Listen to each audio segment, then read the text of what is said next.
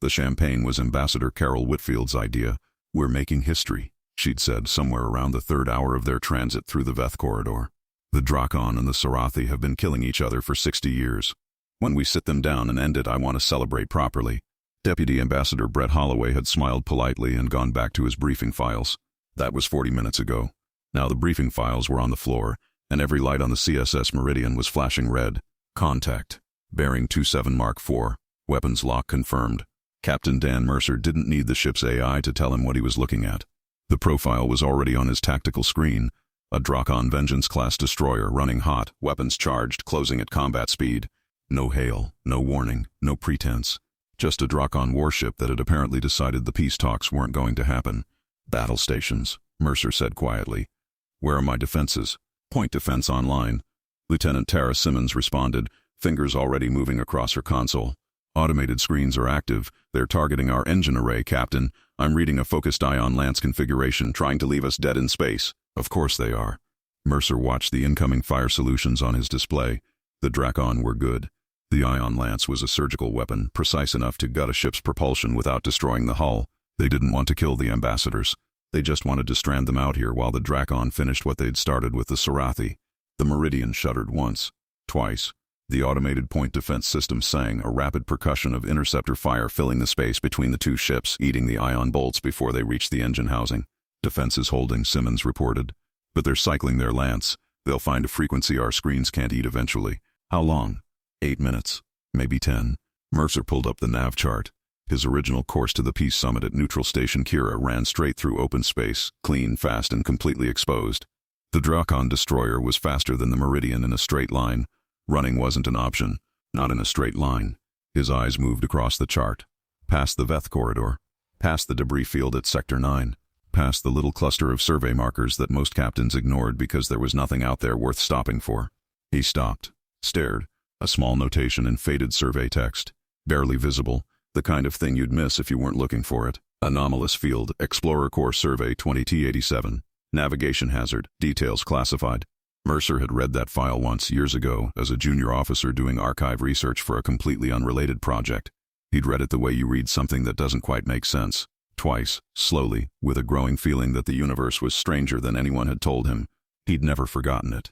"Torres," he said to his navigator, "I'm sending you a coordinate set. Plot me an intercept course, maximum thrust." Torres looked at his screen, then looked up. "Captain, there's nothing out there." "I know. The Drakon will follow us." "I know. We'll be leading them away from Kira Station. Only temporarily." Mercer stood up from his command chair. "Trust me, Lieutenant. And get me everything we have on solar wind patterns in that sector for the last 72 hours. I need to know which direction we'll be drifting when we come around the back." Torres stared at him for a long moment, then turned back to his console. "Aye, Captain." In the diplomatic suite, Ambassador Whitfield braced herself against the bulkhead as the Meridian surged forward, engines pushing hard into the new heading. The champagne bottle rolled off the table and shattered on the floor. She opened the intercom.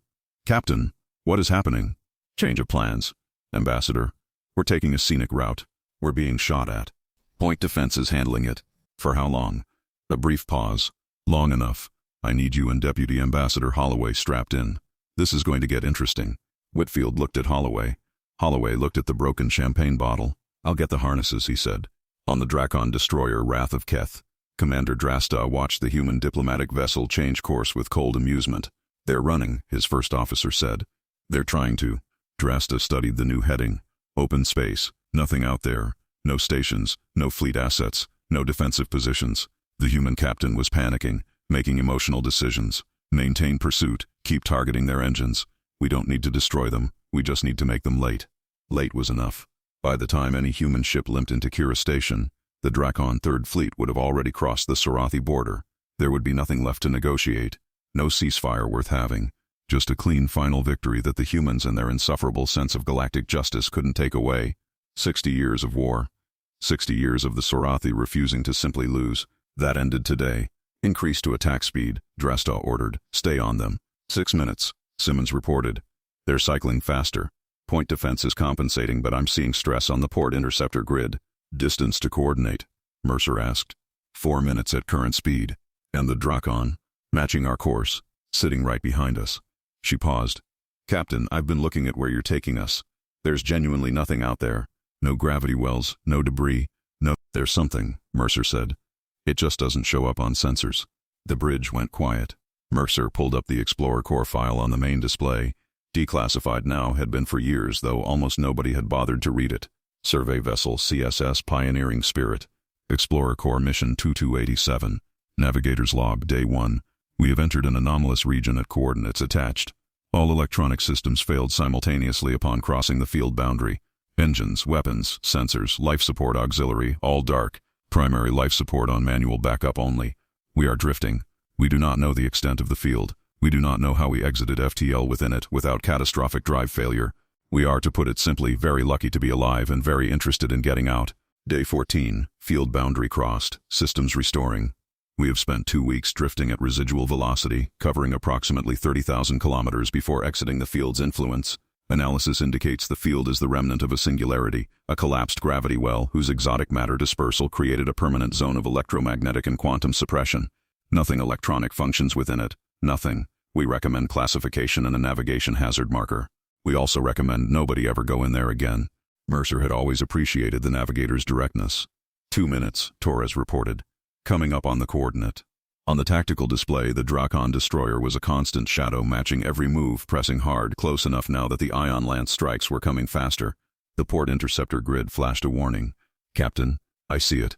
Torres, on my mark. I need a hard course change. 47 degrees starboard, full burn. We're going around the backside of the coordinate, not through it. Understand? Around it. Keep us at least 30,000 kilometers clear of the center point. Torres had the course already plotted.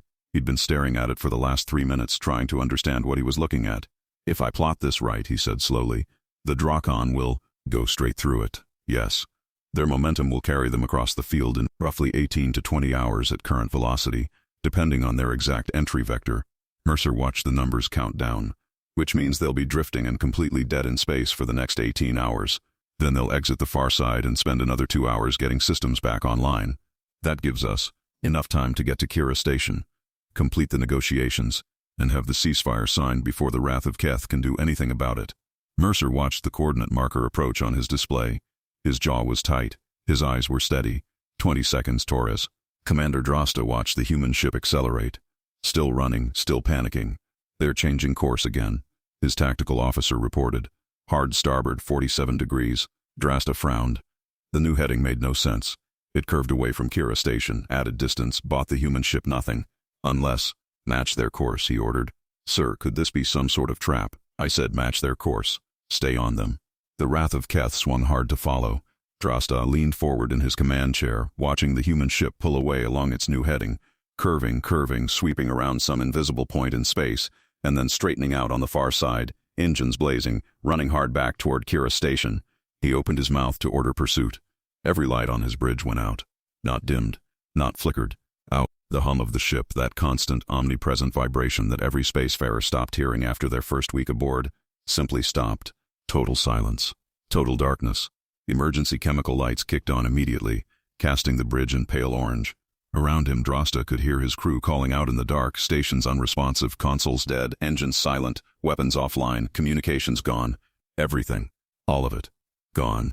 He floated slightly out of his chair as the artificial gravity failed, grabbed the armrest, pulled himself back down. In the pale orange light, he stared out the forward viewport at the stars, the only thing still visible, still functioning, completely indifferent to the Wrath of Keth and everything aboard her. They were moving, still carrying their momentum from combat speed, but with no engines, no steering, no way to alter their vector, drifting. He thought about the human captain's course change. The precise angle, the way the diplomatic ship had swept around the outside of whatever this was while the Wrath of Keth had gone straight through the middle. He thought about how calm that captain's voice had sounded on the intercept communications. No panic, no desperation. Just a man who knew exactly where he was going. Drosta closed his eyes. The peace talks were going to happen. The CSS Meridian crossed into Kira Station's docking range 4 hours and 17 minutes later. Ambassador Whitfield was already at the airlock when Mercer came down from the bridge, jacket straightened, briefing files back in hand, expression completely composed, as if the last 6 hours had been a minor scheduling inconvenience. That, she said, was either the most brilliant piece of navigation I've ever seen or the most reckless. Little of both, Mercer admitted. The Drakon ship? Drifting. They'll be out of the field in about 14 hours. Online and mobile in 16. He held the airlock door open for her. You have a window, Ambassador. I'd use it. Whitfield looked at him for a long moment. Then she smiled. The real one, not the diplomatic one. She stepped through the airlock. Holloway fell into step beside Mercer, both of them watching the ambassador stride toward the station like she owned it. One question, Holloway said quietly. Yeah. How did you know about that field? Mercer was quiet for a moment. Around them the station hummed with activity. Sarathi delegates in one corridor, human diplomatic staff in another, the whole fragile machinery of peace trying to get itself assembled before anyone changed their mind. Read a lot of old survey reports, he said finally. Holloway stared at him. That's it, and I have a very good memory. He walked through the airlock and left Holloway standing at the threshold, shaking his head slowly at the particular and baffling confidence of human starship captains. 3 hours later, in a conference room on Kira Station's neutral deck, Ambassador Carol Whitfield set a peace treaty in front of representatives of two species who had been killing each other for 60 years. She got the feeling they were both ready for peace but just needed the humans to build the foundation. They signed it. The commander of Kira Station stepped into the room a moment later holding a bottle of Earth champagne. I've been saving this for the right occasion, and I believe this is it. Whitfield smiled. Somewhere in the dark of open space, the Wrath of Keth drifted silently through the remnant of a singularity carried by its own momentum, completely powerless, while the universe quietly went on without it. If you'd fly straight at a dead zone in space to win a negotiation, comment Remnant below. Follow Sci-Fi Shorts to hear about more amazing human accomplishments.